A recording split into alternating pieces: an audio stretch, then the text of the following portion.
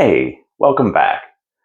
In every video game RPG and a number of tabletops, you're gonna end up early on with the go down to the basement and fight some rats quest.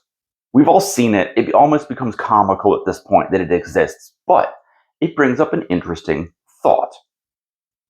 You go down to the basement, you fight some rats. Well, where are the rats coming from in the basement? Because they're not walking through the front door of the tavern and wandering downstairs. So they're coming from somewhere else.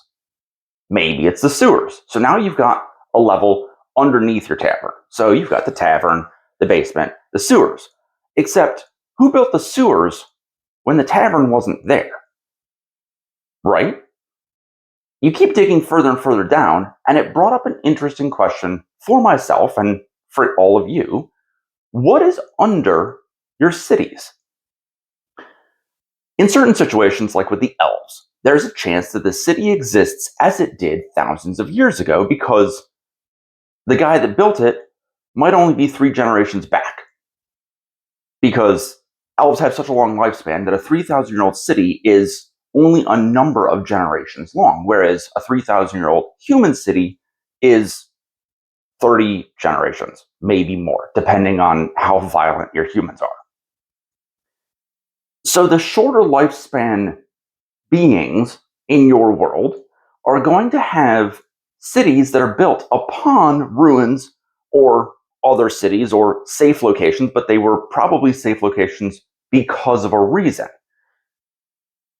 Let's go back and you look at a city and you say, we built a town on top of this cave because the cave had a natural resource. But then the city got burned down, the cave got forgotten, and you built a city on top of that. But the starting point was the sewers. So if you travel low enough into the sewers, you will end up in the ruins of the old city and then in the caves below. A lot of that area is probably forgotten. So DMs don't always build up with your city. Sometimes build down. Great places to hide villains and guilds that would rather not be noticed. And players, don't forget to look for ways deeper into the city and not just up into the castle.